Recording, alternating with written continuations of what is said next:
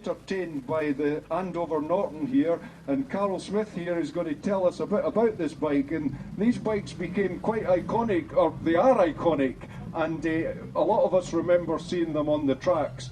And it's going to be good to hear him fired up. So, Karl, can you tell us about your Norton and all about it?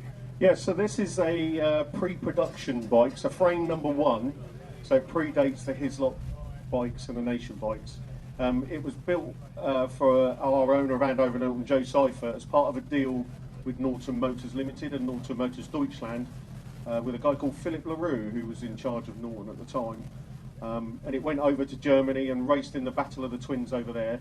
And then Joe bought the prototype P56 bike, because that's a P55, and that's got the P56 forks on it. It's currently in short track configuration. We've got 2 other swing arms come with it, so medium track, and then a Manx swing arm, which makes it slightly longer wheelbase. But she's 120 kilos in weight, about 180 brake horsepower, no engine brake, so if you go into a corner at 100 mile an hour and think your engine's going to slow you down, you're in the grass. Yeah, I mean, it's a very quick bike. It hasn't been ridden in anger for a very long time.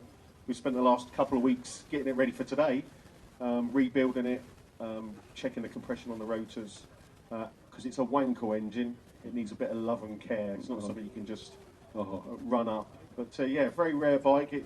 We'll try and get it spit in flames today. I'm not sure it will. We won't think we get it hot enough. But she will spit 5-foot flames out the back. So that's something we all remember from those bikes.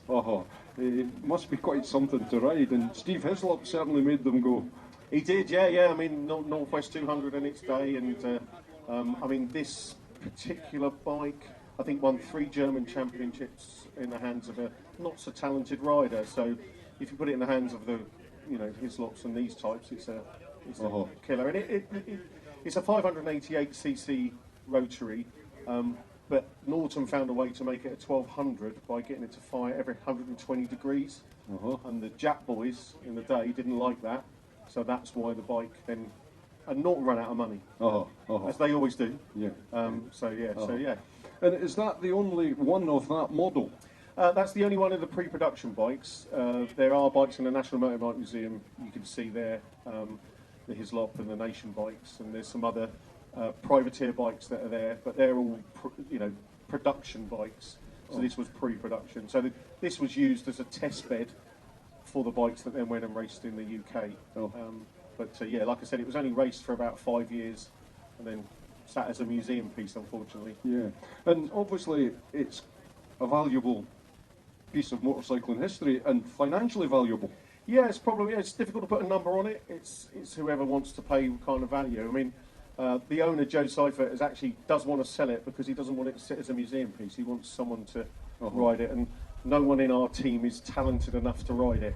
We are all frightened of it, to be honest with you. So yeah, it is up for sale. Numbers talk, but yeah, I don't want him to sell it because you're going to miss it, aren't you? Yeah. And tell me something. The engine parts, if it goes racing again and anything breaks, what happens then? We've started making more parts for these bikes. And the Rotary, there's a couple of models out there. There's the Commander, there's the Classic, and there's the old Interpol, which were the service police bikes. And so we carry a lot of stock for parts. We're now going to start redoing the parts for the bikes because there's a lot of owners saying, well, I can't ride my bike in case it goes wrong. And Andover Norton's philosophy is let's get parts on shelves so people can ride bikes. Are you able in-house at Andover Norton to make this stuff? Yeah, we can make all the parts for these. We can also service them and repair them now, as we have a workshop we've just opened this year. So if anyone's got a bike, or especially a Rotary there, they want us to look at, we can now look at that for them, service it, repair it. There's things called mollying you have to do and all those kind of things, and we can do all that in-house now. So. Excellent. Now, would it be right in thinking this bike could be noisy? It can be very noisy, yeah. That's why you saw me putting some earplugs in. It's two-strokey is the way to describe it. But yeah, it can be very noisy. If it hits a certain resonance, it will make your ears. Do we want to hear it, folks? What do you think? Let's hear. Yeah, let's hear this unique Norton. Thank you, Karl. No, that's brilliant.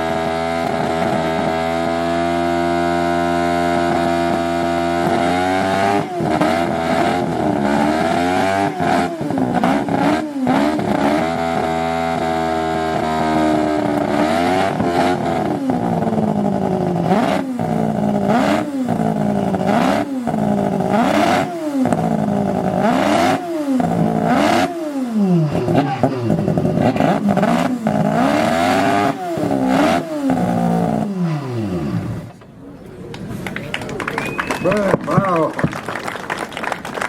Thank you, Karl. That's a phenomenal sound. What do you think of that, Ago? What's your thoughts on the sound? Nice music, eh? Yes, absolutely.